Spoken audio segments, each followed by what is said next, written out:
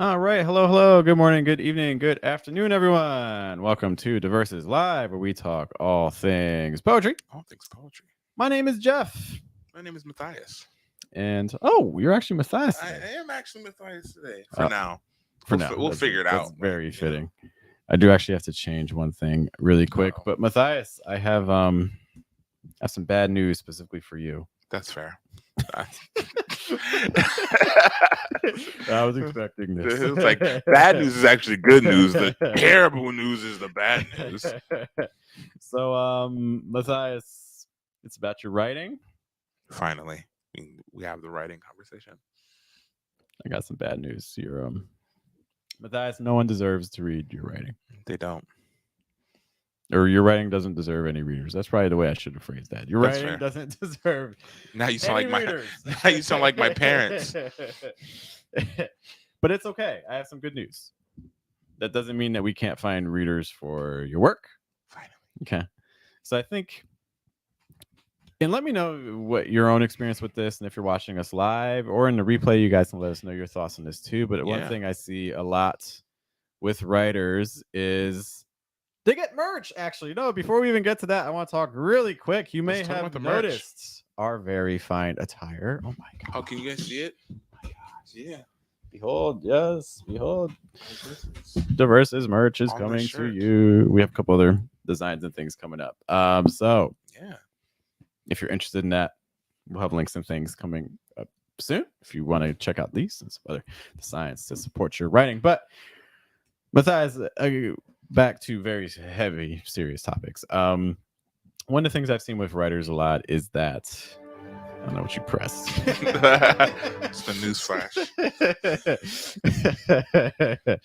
One of the things I see with writers is, and we talked about this in the past before. You've seen the articles of people having the book readings and the book signings that no one comes to.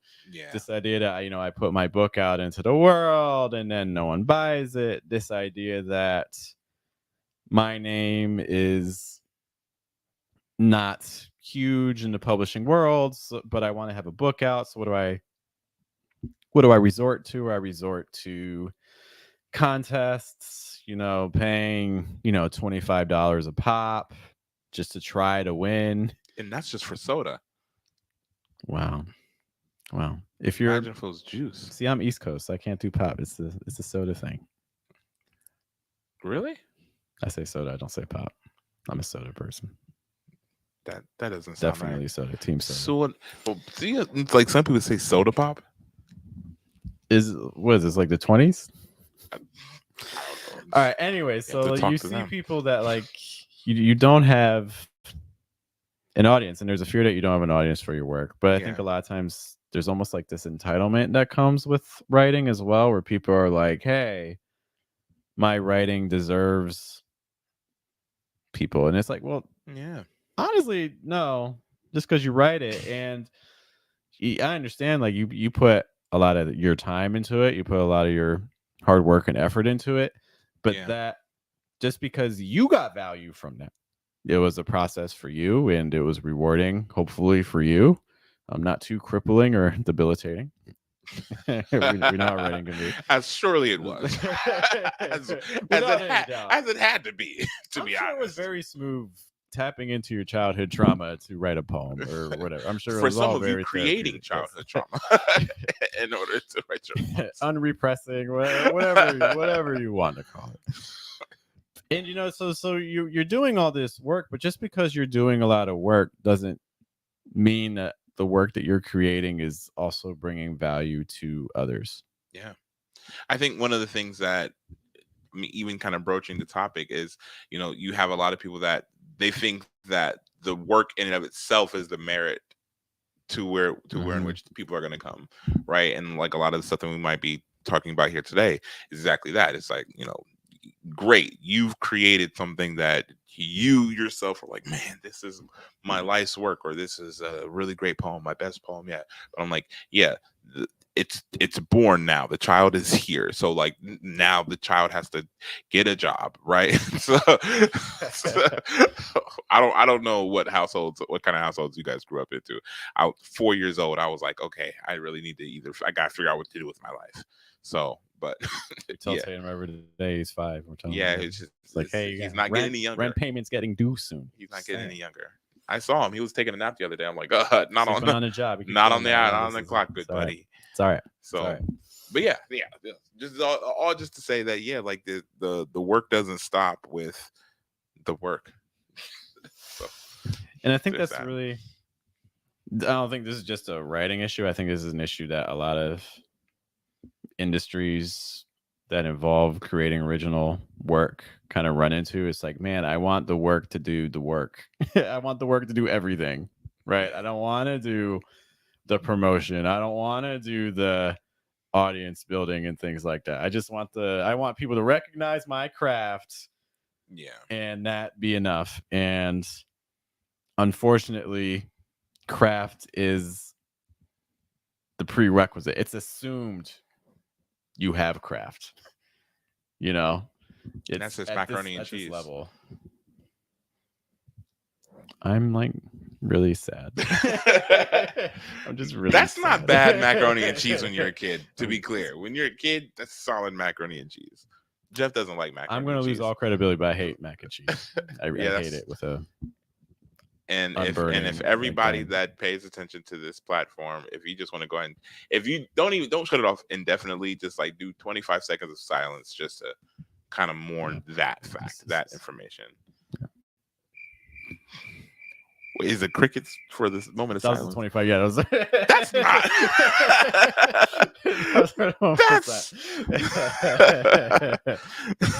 Obviously, we're playing around with toys over here. It doesn't even make it like that's not a moment of silence. This deliberate sound. So then the question becomes, how do we?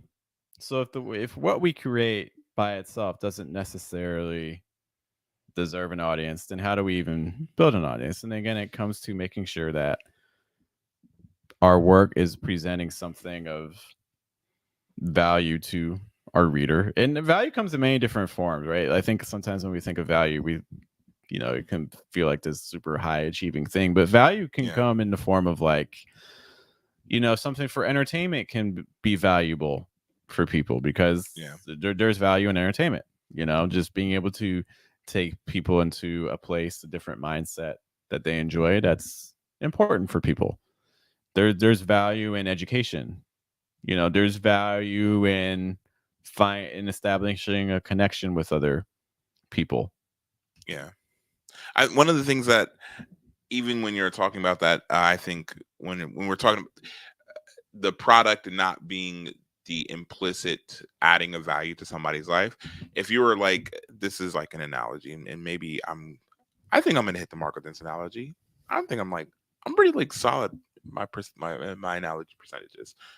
Maybe I'm not, but so like if you were to build like a lemonade stand and you were to ask yourself, okay, like when is like the best time for me to get my lemonade out there on the market? Like the best time for you to put your lemonade stand out there on the side of the road wouldn't be in the middle of, December and, it's 3 inches of snow on the ground and like barely people are like walking on the road. Because even if they see your lemonade and you're thinking, my lemonade is like the best tasting lemonade that there's ever been. As a matter of fact, my lemonade is better than the lemonade that you're going to get at the store, that you're going to get over there at your friend's house, that you can even make at your house. Like, I have the best lemonade. Well, because of the fact that you're not presenting it at a time that's incredibly advantageous for the market, or you're not showing a very clear addition to this person's life, and maybe it's subtracting it because I'm like, why would I want cold lemonade and it's cold outside? I'm just going to be even more cold.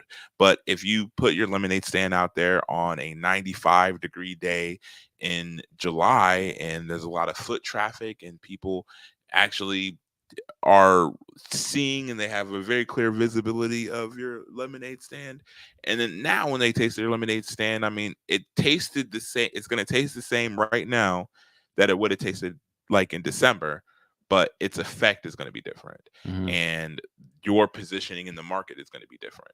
And so it's kind of transitioning that to your work, and it's not even necessarily directly transition, because it's also a lot, I think poetry is a lot more, and this is maybe just writing in general, is a lot more subjective than I would probably say a refreshing glass of lemonade is going to be. Oh, big claims. Big claims. You think Big so? claims. Oh, I don't You you think there's like a wider diversity of know. opinions? I think there's probably a wider diversity of opinions about your poetry, good or bad, than somebody being like, "Well, I am a lemonade connoisseur." So, in every one of my friends are lemonade connoisseurs, and we all have very distinguished tastes when it comes to lemonade. Or is it just like, "Oh, this is a great glass of lemonade. It's a bad glass of lemonade, or it's a mediocre glass of lemonade." So, I don't know. Yeah, that's just kind of a something to think about. It's just that Oh God, pardon we're me. losing them. When it comes to the value that you're adding, that kind of really kind of consider the contours of that value. It's not just the fact that your poem is the greatest work of art ever. It's the fact that, okay, how you're positioning yourself in order to get the people that are going to find that value in front of your poem or poetry. Size dropping. Yeah. Bombs out there. Bang, Yes. bang. So I think that positioning is a great first step. We've talked about this before. This is super important. For instance, is self-publishing. We have a talk, for instance, on the channel from Dante, Shout out to where Dante Woods. yes, who self-published a book that's doing pretty well in the self-publishing world. And one of the things that he's doing is, here's a book talking about was like kind of kids' lives during the pandemic Yeah. and things like that. So what he's reaching out to things like schools, different organizations related to kids. So it's like that's his positioning. He has a book of stories about that, and he's reaching out to those groups to start those connections. So like again, this is where it's important. Where if you have work that's falling into a certain theme, how do you find people that are also connected to that same theme? So then you can start to establish relationships. And that's kind of the second thing I just want to get into, is that it's important now to start doing the work of relationship building. And so this is where things, for instance, with social media it has never been easier to reach out and get in touch with people and start building those sorts of relationships. I've been a big proponent of Threads right now. Threads it's in terms of like the writing community, it's very easy to get involved right now and get engagement right away. But it's not just about, whatever social media platform you're doing. I really recommend trying to at least focus on one. And in fact, maybe just sticking with one. It takes a lot of time, especially if you're doing this yourself. But using these social media platforms, not even necessarily to just post your own content, but to start interacting with other people's content. This is the time to read what other people are doing and starting discussions, starting to actually talk with them, engage with their work. Don't just leave comments like, oh, that was great, heart. No, it's like trying to identify a specific thing, asking questions. One discussion I saw was a person talking about, again, kind of like audience building and not feeling like they were getting work into as many people's in front of as many people as they wanted. And so we kind of just were talking for a little bit, and what that talk turned into is like, hey, so like what they found was that they were posting stories, or like those sections of stories, long sections of stories on social media, and they weren't happy with the engagement they were getting. And this goes back to our very first point. Just because you wrote it doesn't mean it deserves anyone to read it, So they were comparing that to other posts where they would say, oh, like, good morning or stuff like that, or have a good day, guys. And the engagement for posts like that would be like through the roof. And so they're kind of wondering, why is this even happening? And I think we have to understand, I mean, if you you're posting something on social media. You're interacting with people who, they may have seen a little bit by you, but they don't know you. Yeah. Or it might be new people completely. And so you're making a very big it's a big ask, because you're asking them to read a huge section of text that you wrote. They have no connection to you. They have no idea whether, if what they're going to read is going to be worth the time investment, because it's like, there's just so much out there. What have you done to earn my attention? Yeah. So, it's also risky, because I could read through it and I might hate it. I might read it, I might hate it. And Yeah, it's like, man. well, I just spent all this time reading through this and I didn't even really particularly enjoy it. I didn't get any value from it. It doesn't give me an impact, not even entertainment. Yeah, and especially when it comes to anything that you're posting on social media, like you got to really consider the amount of work that you typically do in constructing it.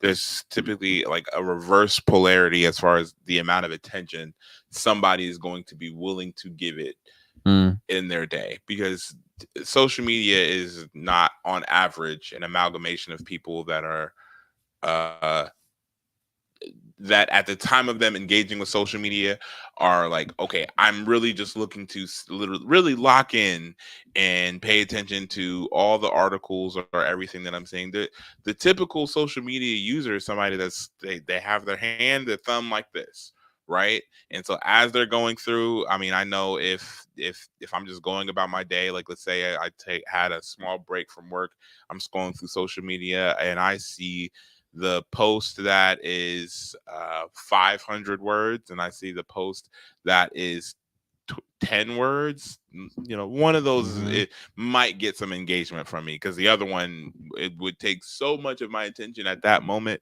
to engage with that I'm just going to ignore, right? And so the goal, if you haven't had that established trust with your audience, because that's Hmm. that's another thing that we talk about when we're talking about kind of building the base of your audience, or you're building out your community, where you're essentially, again another huge shout out to Dante. One of the things that we're talking about is you establishing your work with the community of people that it's intended to reach, right? So even if I'm not a student or a teacher or somebody that is closely intertwined with the educational system, or I'm closely intertwined with just like the youth or anything like that, if I'm kind of outside of those margins, I might find value in Dante's book, but there's going to be increasing value in Dante's book the closer I am to those circles. Mm. And so the goal that you should have, or the maybe the mission statement that you should have is, if you're going to focus on any market, focus on the people that you believe are going to get the most value out of your work, because those are the foot soldiers, as I would say, to getting your work out there. So now I've gotten the most value out of your work, and let's say my friend a couple blocks away, they're just they're a guy I might see every now and again. But if I mention this thing that I got incredible value from to this person, maybe they're not going to get the same exact kind of value. But if they're willing to be even a portion of a fan, dedicate some time, shoot you a follow, now you're on their radar, and maybe you're on 50 other people's radars, because you reached another kind of person that's kind of on the peripheral of your market. So that's actually where I was going with Hmm. the Yeah. analogy, just to say that, yeah, like kind of focusing in on that, the corner of the market that you really occupy, that you really strongly are in alignment with, is going to benefit the outer margins eventually. But yeah, the goal should be kind of starting there, so that you can really have the highest kind of impact with, even because again, you could get to the point where you're posting these long form uh, posts on social media that people have done enough buying in at this point to really pay attention to. I even think about, and this is kind of outside of the poetry sphere, but there's this content creators are on YouTube, really, really dedicated content creators, RDC, and they have short form content. Like, they have a lot of like this really kind of short form comedic content. A lot of times it's based around like cultural, social things that are happening. They actually did a skit that I think you would really like, where essentially after Threads was created, essentially it's just like uh Elon Musk and Mark Zuckerberg like meeting after Threads was created. So it's like that, but there's they have thousands of hours, I'm sure, of video on YouTube. But the Mark Phillips, who is I would say like he's like the creator or the core creator. There he does so much of it. He does a lot of the writing. He does most of the writing, most if not all the writing, I believe. But a huge fan of his. And yeah, if you go back years ago, I mean years when he's first starting, he's creating these videos, he's creating these like short sketches, like really short, like the 10 seconds, some of them, but some of them like maybe less than a minute. And that's how you're growing your audience, right? So he's growing his audience with people that are kind of in his sphere of passions, really, because it's not even necessarily influence, I would say, but just like passions that you would be like, okay, I'm incredibly passionate about this. It's reflected in my writing or my content or what have you. And because it's reflected in that, then like the people that are in those spheres, like these are the people that are gonna really kind of follow and kind of push that forward. And now they have like millions of followers across all these platforms, and they are able to create content that, I mean, they have like 20-30 minute videos, and there's plenty of compilations that are like hours long, right? Where because of the fact that they started with this really short commitment, this really small commitment, now they've established themselves as somebody who can get you to make the long form commitment because they're gonna get the value out of it. Shout out to RDC. Like your attention is your attention and your time is your most valuable asset, right? So it's the one thing that people are going to be the most risk averse to losing. So that's why there's so much value in the short stuff. Another technique that you can use to kind of take advantage of that too is trying to get people involved in your process, or to increase that engagement directly with others by doing things like one of the examples I gave in that discussion with that person I was talking about yesterday, unfortunately I forget their name, but was, for instance, maybe instead of like posting a whole section from a story, something that people like to do, people are really quick to give unsolicited help. People want to help. It could be completely wrong advice, but people are really quick to give their opinions. Like this podcast. Like this podcast.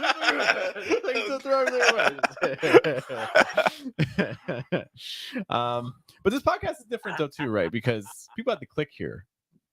Versus like you just posted something in people's comments, be like, I just saw your post and here's my thoughts. It's different. It's kind of like when Apple, what like years ago, like didn't Apple like pre-download like YouTube's album? It's like no, we're just gonna be in your phone. I literally just saw an article from YouTube, was Bonner or whatever his name.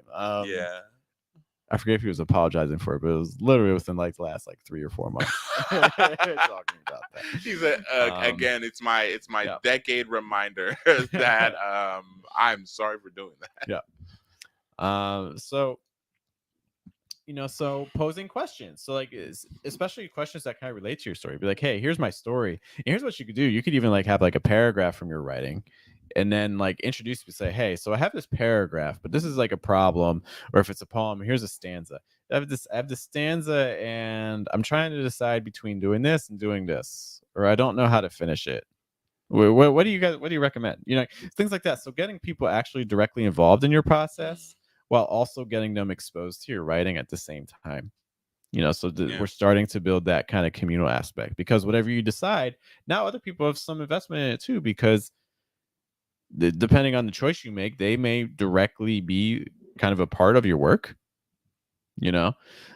Or I want my cut. or just I mean, depending on how involved they get, but also just it just creates a little bit more investment. They get to know you a little bit better. Yeah. There's the when you ask for people's help, there's a sense of vulnerability that comes through that people, especially people are feeling more empathetic, more considerate. They notice that and they see that, oh, this person is reaching out for help.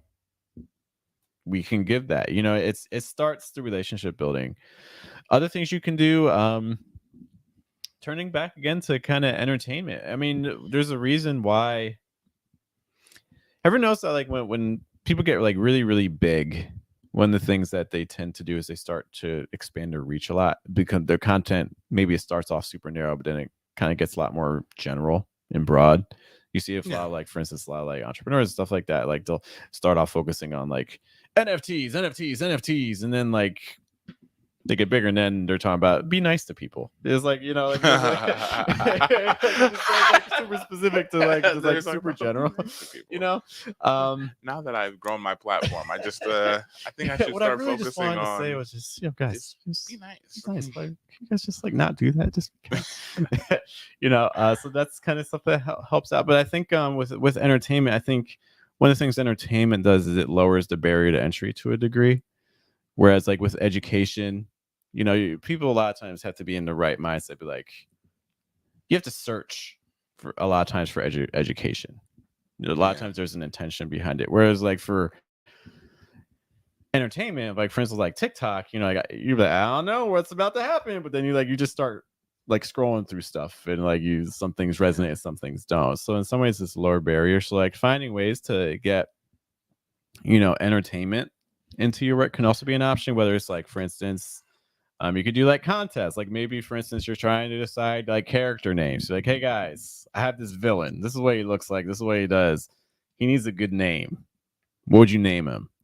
Or like, or things like that. So things that are kind of tied to your work, but just maybe a little bit more fun.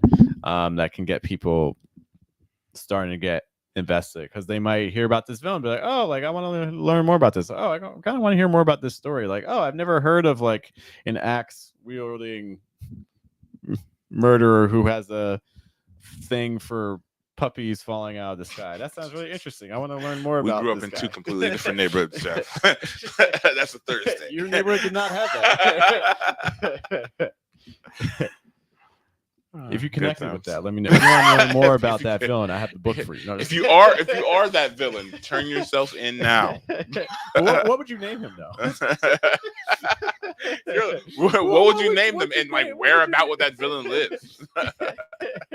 Would there be a reward for that villain's capture?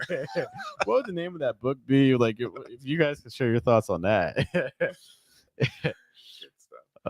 Yeah, no, I think one of the things about inviting people into your process and is exactly like that vulnerability, but I think it allows other people to feel like there's an accessibility to essentially what you're doing.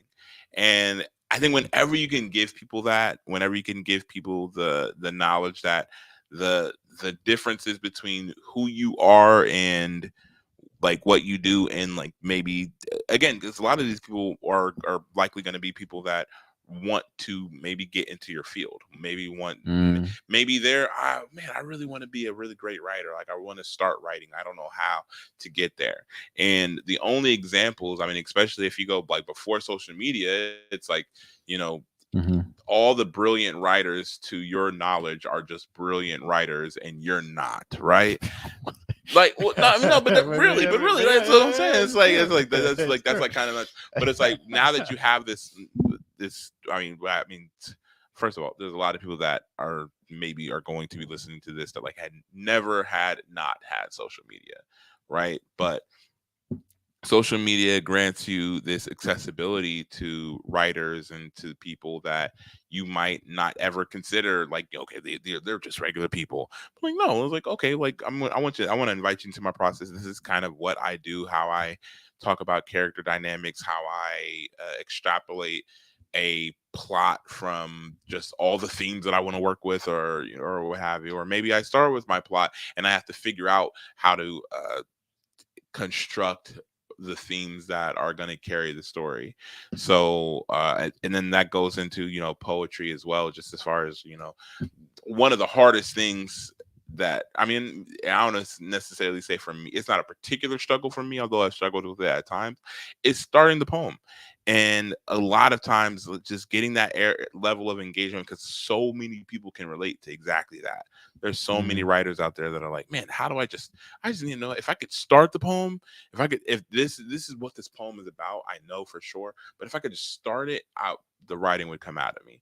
And it's like showing your process and started as far as starting the poem, and maybe even engaging the audience with that, and like, okay, I'm trying to figure out how to really start this. Somebody give me a prompt on start, you know what I'm saying? Like if you hit me with a prompt, and then maybe we'll work on the prompt as a community. So like maybe I work on the prompt, you create the content where you're working on the prompt, and then you're like, okay, well, hey, in the comments, let me know what you came up with. And so just small things like that, where you're not just the spearhead of a channel or a page that somebody's following, but you're also a participant, where in which they are a participant. They are engaging. They have a little bit of a, oh man, I gotta let me figure out what I'm going to be adding in to the discourse. That's actually, again, I know I bring it up all the time, but that's one of the nice things about threads is that so many people are posting prompts, and so respond to a couple of prompts. Just do the prompts. You don't even ask people like, "Hey, send me a prompt." No, like people are already doing. That's the other thing too, is that like people are already doing things. So just posting something on your page like, "Hey, what should I do?" Like people are already doing that. For instance, even like advice posts, like sometimes you don't even need to make your own, like be like, "Hey guys, I had this problem." Like some people are probably already have that problem, so if you can find posts where people are having similar issues, look at the feedback that they're getting in their own comments, and then reply to the comments. It's not even always about replying to the main post. A lot of times it's just interacting also with the comments and things like that, especially because people aren't expecting that, because people are expecting it just to be on the main thing, but people aren't expecting necessarily all the side conversations and things like that. So that can also be something that's really meaningful. Yeah. And also, I think it'll also show a level of genuine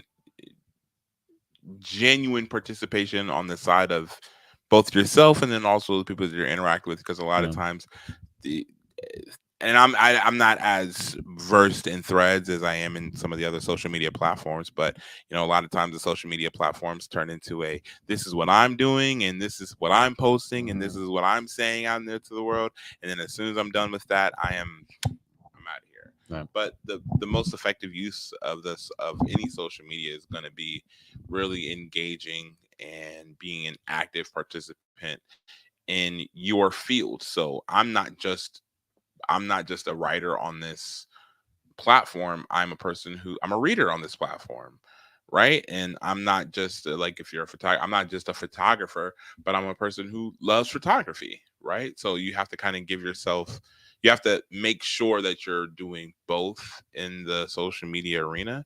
And again, just what Jeff was saying, as far as people are already giving advice, they're already asking questions, and so you don't necessarily have to go, it behooves you to, instead of going out of your way to be like, okay, now everybody just funnel your way towards here, there's somewhere else where that engagement is happening, and then just add yourself into that discourse.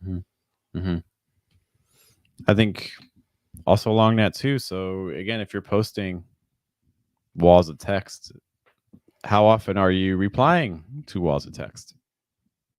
Are you? I think that if the honest answer is no, I mean, that's a problem, because like, how are people going to do for you what you're not doing for others? Like, like it's not, there is kind of reciprocity that comes with it.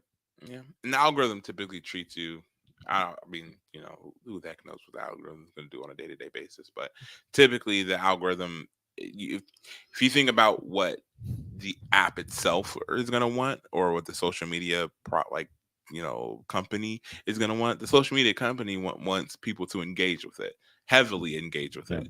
And so if you're like, well, I'm just a person that posts content, then it's like, okay, I'm not participating in a way that that is most advantageous for the Mm-hmm. social media company. I mean, I'm posting it is good, but I'm like, man, the thing that they really want is this an interconnectivity. And so if you're doing things that you can probably imagine, I don't know, Mark Zuckerberg and Mm-hmm. Elon Musk and all these other social media owners that you can imagine that they would want to be happening for the platform. Typically, you're rewarded, and I'm not saying you're rewarded with regards to, oh man, you're just growing your platform and you know what I mean. Like Mm-hmm. that's not necessarily it, but I think the way that it's rewarding you is that it also recognizes the things that you want to see, and Mm-hmm. it recognizes Mm-hmm. like the spaces that you want to be in, and it kind of directs you to. So now a lot more of the things that like it's able to kind of clearly define, okay, like this is kind of where you would want to be seeing, this is what you would want to see. And then other people are directed towards you, so now it's like if you are a person that gives advice on poetry stuff a lot and people are receptive to it, then oh man, like I got a like and I commented on some thread somewhere, that I was just putting a couple words of encouragement or asking a Mm-hmm. question somewhere that got some engagement. Now that person, even if they didn't give you a follow, they're like, oh, like they're kind of maybe directed to some of the stuff that you're putting out there that would garner some of their attention. But you have to be kind of engaging on that level as well in order for that mechanism to work. And you really truly do want it to work. Mm-hmm. I think you touched on a good thing there too, is talking about like you do something, maybe even like follow someone. One of the hardest things I think is also just you're doing all these things in terms of engagement with other people's work without expectation.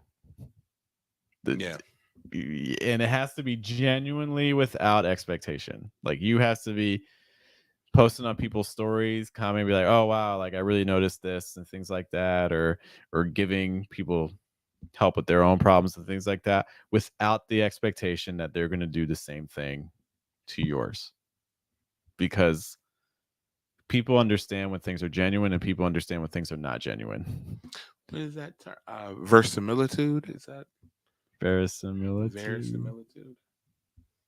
That like kind of honorable, generous, like okay, I'm, and not even necessarily. Sounds very.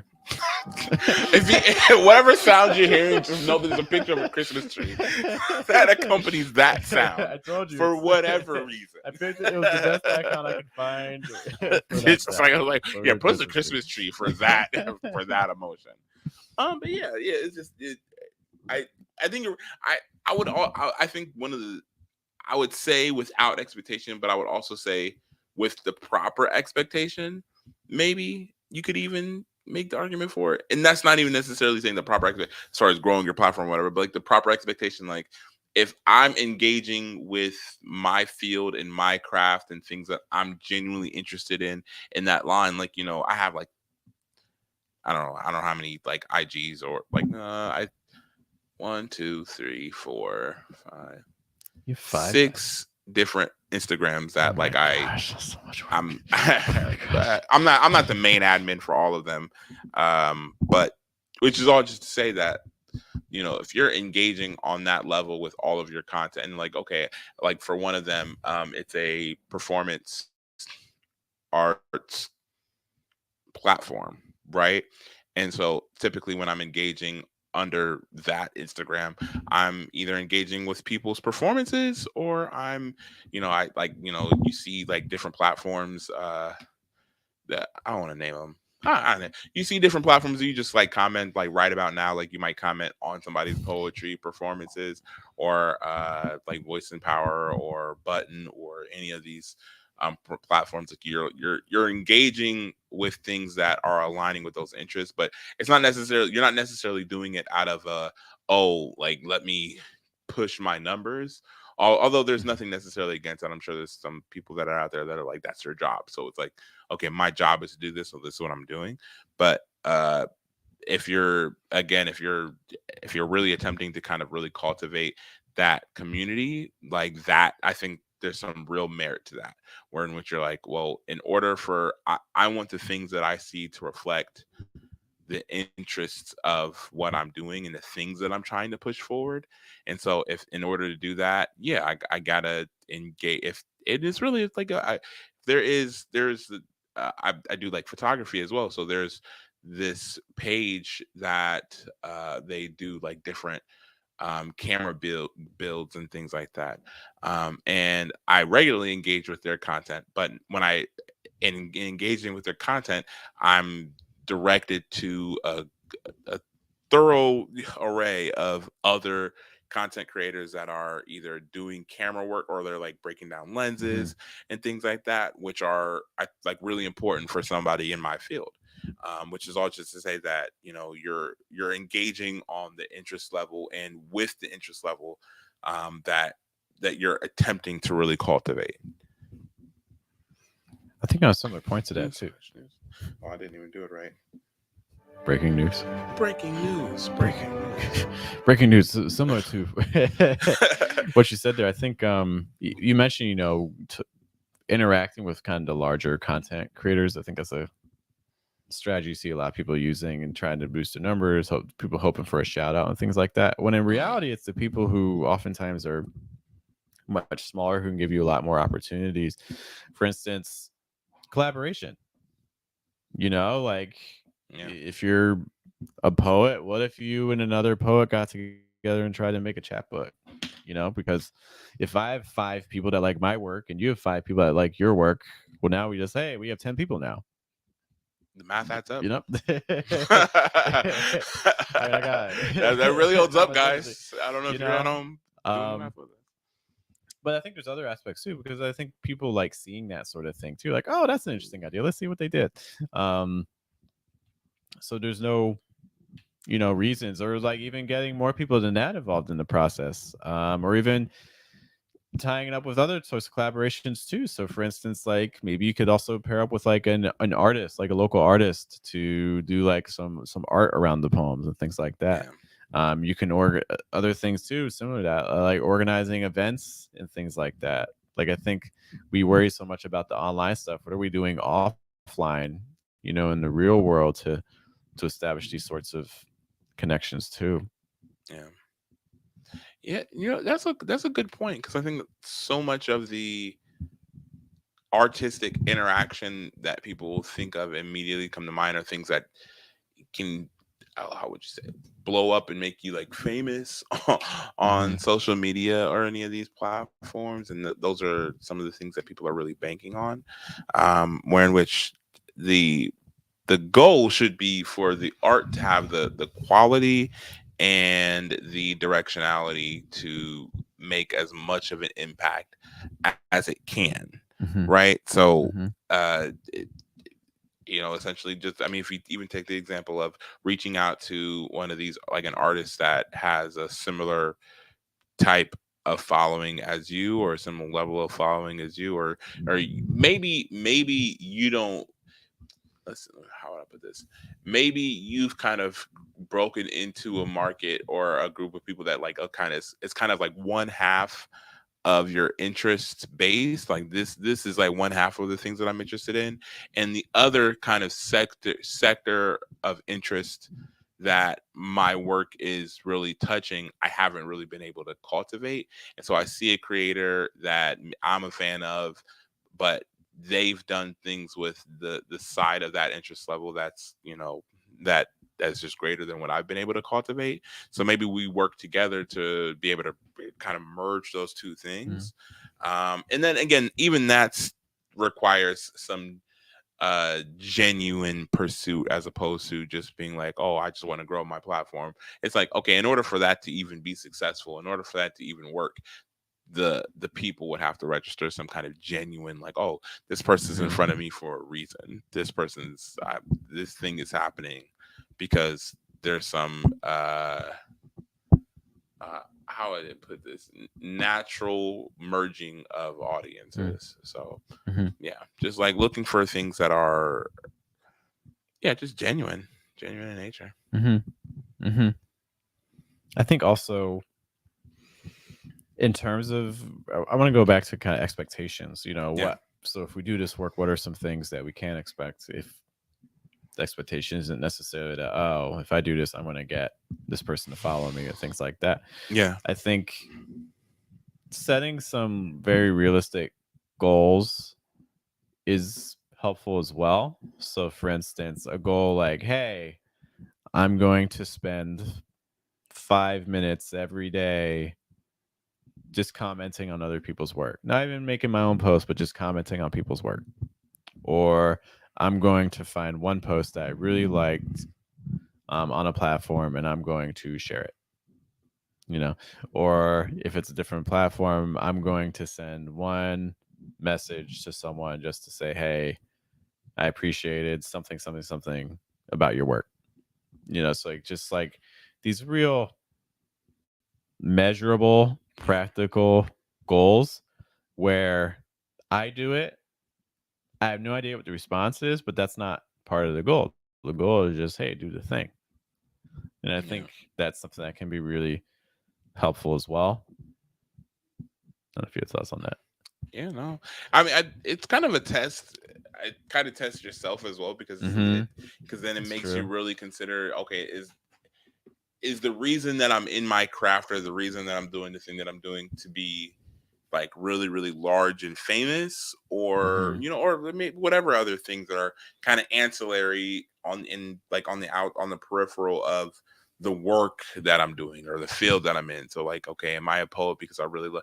Because if I'm really loving poetry, then I'm like a shit like maybe that love of poetry, that interest should carry you into somebody's comment section every once in a while. Like that interest maybe should carry you over into like reposting and sharing and really kind of getting involved with other work and things like that. So in that direction, yeah, like this expectation that you have, like that a lot of people maybe have, and maybe that you shouldn't lead with that expectation is, okay, if I do this, then I should be getting the attention, or like the goal should be you're really interacting on that level because you really enjoy it. Yeah.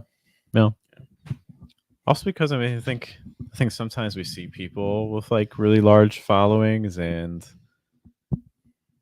I think sometimes there's kind of like frustration that can set in because it's like, how did this person sell that many books? How did this person win that award? How did this person get 100,000 followers? How did they do this? I push this wonderful Christmas person. tree again. Yeah, it's like I was like how can I match that tone? Trying to match that tone. But I think one where we're missing kind of the point, because obviously what their work has found value for other people. It may not be what we value, but that's okay. It doesn't have to be. It's what other people, for them, they found their audience that resonates with it, that gets the message.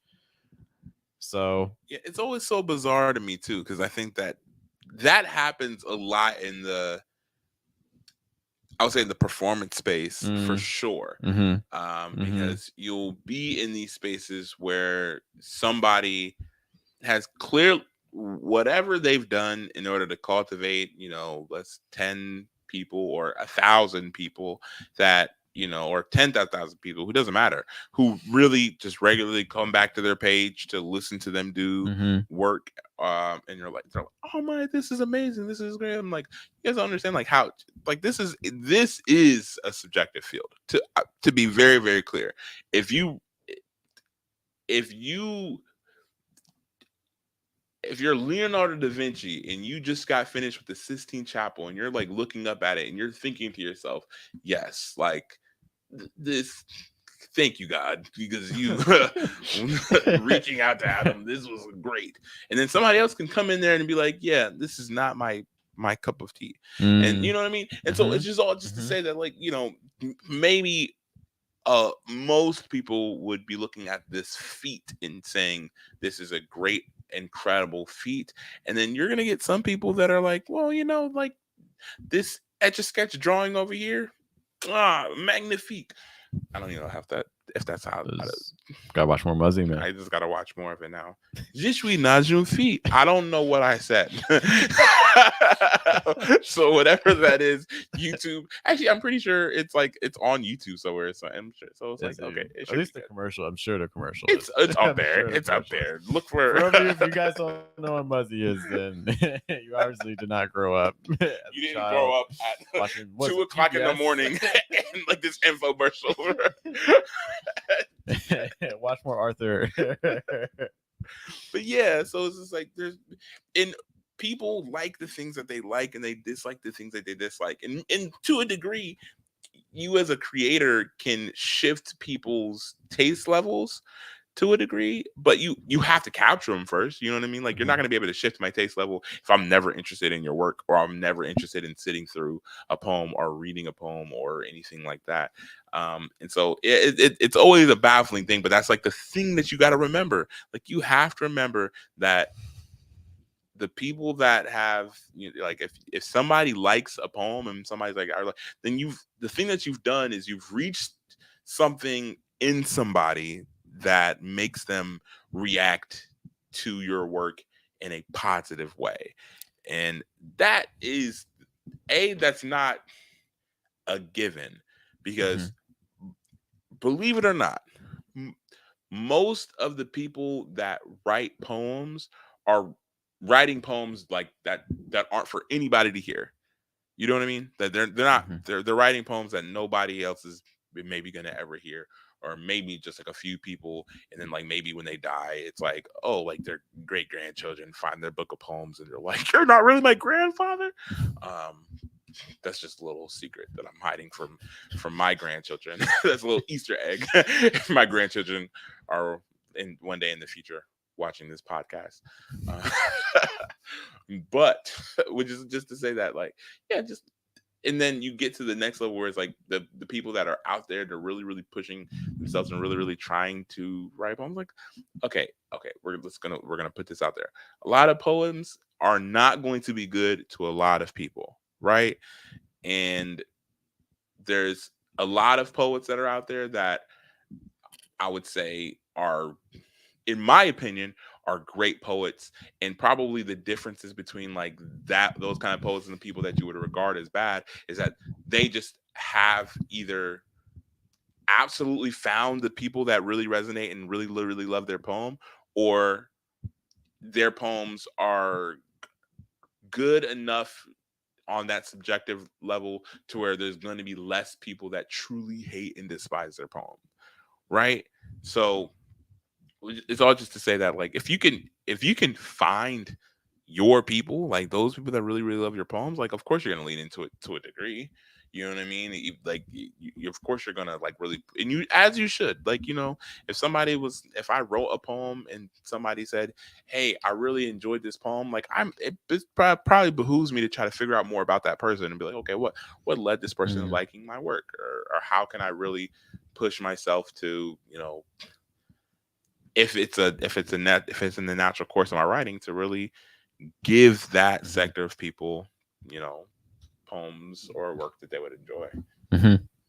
I wanted to touch on that point. It's the same thing. It's like when you look at, like, for instance, book reviews, and you see the 5-star review, and then you see the 1-star review, and then the question is, especially as this is a question that there's a marketing guy named Seth Godin that he talks about a lot. Um, so the question is, who's right, the 5-star review or the 1-star review? And they're both right. 5-star reviews right, the 1-star reviews right, because it's for that specific person. And in fact, the 5-star review is helpful, but also like a 1-star review is also very helpful for you as well, because that's also it swings both ways. You struck someone so well that they gave you a 5-star review, but then you also hit someone so hard that they gave you a 1-star review. The Yeah. fact that you're able emotionally to generate that sort of response is also something that's very meaningful.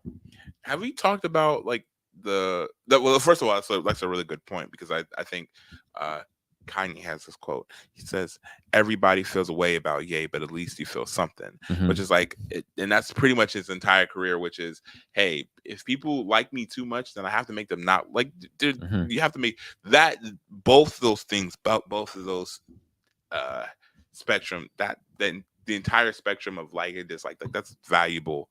Hmm. That's valuable feedback. Hmm. But have we talked about like and this is something I was just like, I'm kind of taking in a couple days ago, and I did a little bit of research on it too, because as um I'm working on a film project outside of this. like that. Like I haven't, like we haven't talked about it. We haven't. Well, me and Jeff talked about it, but like we haven't talked about it. But it's essentially I'm like looking up like Rotten Tomatoes and kind of like what the fresh meter and all that stuff indicates. And one of the things that I think is really prudent to this conversation is the differences between the audience score and the critic score.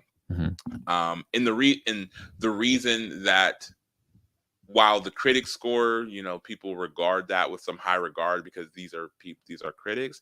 It's like I would just as easily never care anything about the critic score and only pay attention to the audience score.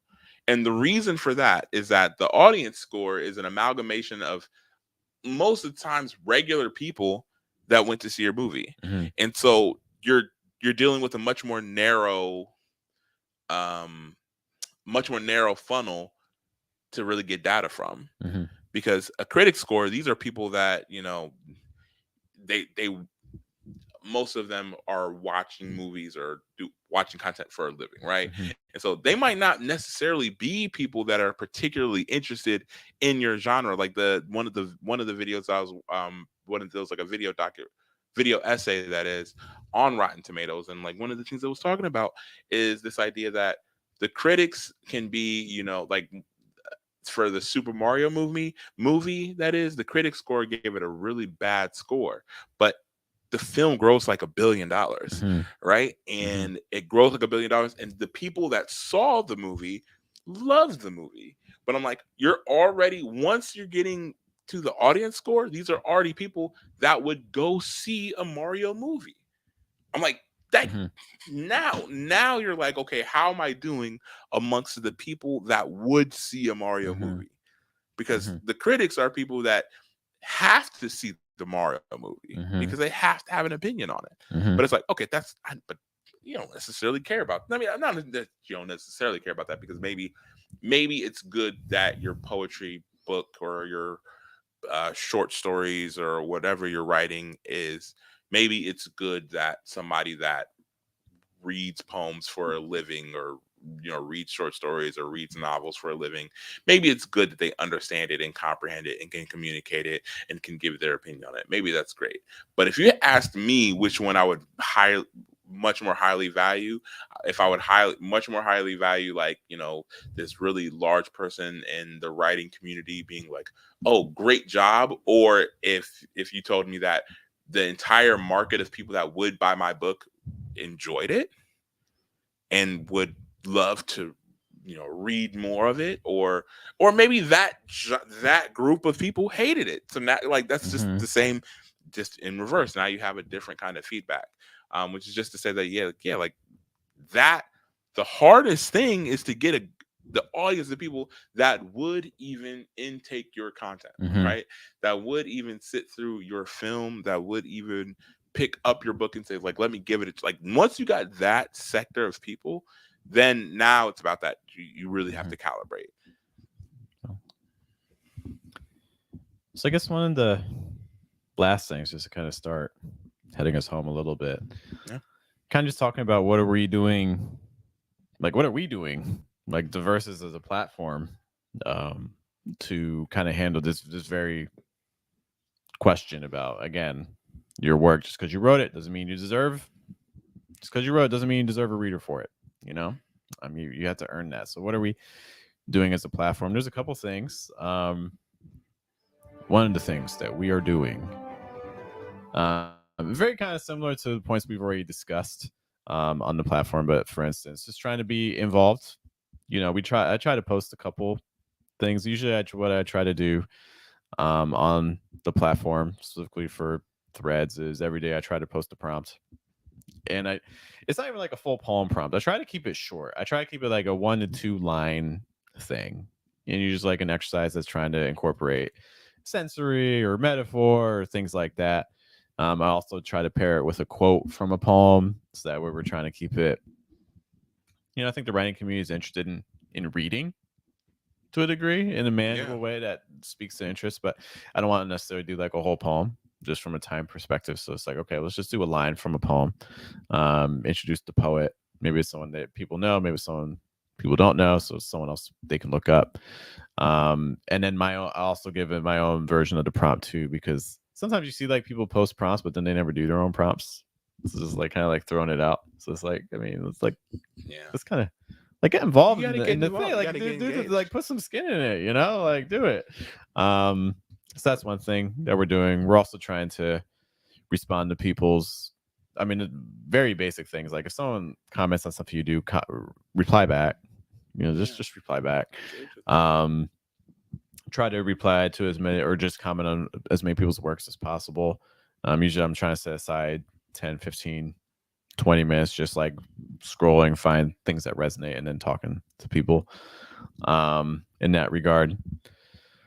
Some other things we're doing too. In the past, what we've done, we've organized things like we've organized events. We had a series in the past called Quatrain. We'd like to do some more workshops in the future. We hold live streams like this. We also hold live streams where we analyze poems that people send us. So that way, again, it's trying to build some stakes. So, you know, we're not just analyzing our own poems. No, it's analyzing poems that you send us. In fact, if you on Threads, if you tag us at Diversus Poetry with a poem that you wrote, we'll be happy to consider it for a future live stream, because we want to take a look at your work. So trying to build that relationship with people, giving people time and letting people know that we're spending time with their work. You know, that sort of value. Other things we're doing soon, I'm almost done. Soon we're launching our first issue of our poetry journal. We have a poetry journal called it's called Diversus Collective, or just Collective. And it's called Collective because this journal is very different than how other poetry journals function. Your traditional poetry journal functions by you send in a submission, maybe you even pay for that submission, you wait 6 months, and then they hand you your rejection, and then you move on to the next. We'll get you your rejection in 5 months. Right. So there's kind of like this like gatekeeping element and things like that, which is something we're trying to avoid. So what we're doing instead is I've invited the first round of poets. It's not big. It's 5 poets. Great, incredible poets, by the way. Yes, they're very good poets. I'm excited. They're winning all kinds of awards and things, incling something. Spoiler alert. Now we didn't name who. Like, no. It's not even out yet. But that's fair. Next week we're going to be interviewing someone you need to keep an eye on, who's going to be winning an award that will be announced the day of the stream. That's exciting. And they're not going to slap Chris Rock on the day that they won the award either. So only because he won't be in the room. That's just one of the reasons. Fortunately, that's only one of the reasons why they're not going to do that. But yeah, so we started this poetry journal to kind of take away that kind of gatekeeping element, to kind of also shift a lot more power onto poets. So then the poets are the ones who they also will select the poets for the future issues and things like that. We're also, whatever poem they choose for the issue, that's the poem that we pick. So in general, you know, a lot of the power is going on to the poet. We're just kind of more curating. So that's another thing that we're doing, and trying to just be a platform for voice and things like that. So hoping the intention is, hey, we can build up writers as we build up ourselves. You know, as the tide rises, all the ships go up. You know, so that's how tides work. That explains so much. You're gonna learn a lot in the future with global warming. That is a little close to home. It's so sad. It's so sad. We're also making shirts, so we have merch. Oh my gosh! It's like, yes, get the merch, dude. So you can support us too. Was that just a ka-ching sound? Yeah. For merch? Yeah. What do you want? Did you want to hear it? Like, okay.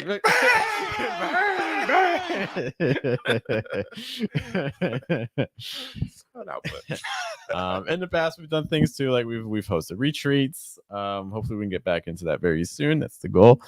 But yeah, our aim is just kind of presenting ways to help people elevate their own craft and elevate their own writing, and also develop, you know, those relationships with those readers. as people also develop those relationships with us.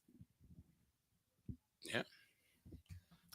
That's Agreement. that's my And actually, I'm really excited. And one of the things I'm really excited about for the future is I think there is a lot of emphasis and focus that's put on the individual becoming like a really large artist themselves. As far as kind of building, I'm like, oh, I really want to be like the top performer of performers or top writer of writers and things like that. But everything that diverses that that we've done so far and things that we've done in the future is more geared towards really cultivating the community of people that really care about writing and really care about the work and really care about the the work behind the work, or like the work that's behind the having your name in a journal. That's the work that's behind having, like, you know what I mean? Like, and these are things that are really important. And these are things that can feel really alienating when you're doing them by yourself, or when your mission statement is, I have to do it by myself in order to be the person. I can't be one of the people. I have to be the person. So having a platform that is that's laser focused on kind of just bringing as many people into the fold in that direction, is being like, let's all work on things together. Let's all have a good time and really focus in on this stuff is really important, and it's really lacking in the poetry community. So much of again, I mean, it's just, I want to post my poems, and so that you can get whatever you want to get from my poem, and I can be famous because this thing happened out of this poem. But I'm like, there's also there's value to that, but the real value that can be added to yourself as a writer is being, in a community of writers that have the same goal, which is becoming better writers. It's interesting to say that, because one of the things I think one of the things that came into mind when I even just first started the verses was, I used to have my own author poet page. You post your poems and things like that. And one of the things I thought was like, man, like, people, the only way people find you then is if people are directly searching for you. Like, it's all about me, me, me. Look at me, look at my stuff. And that's not to say like I'm against having your own page as a writer, but it just was something that I was starting to kind of resonate with less.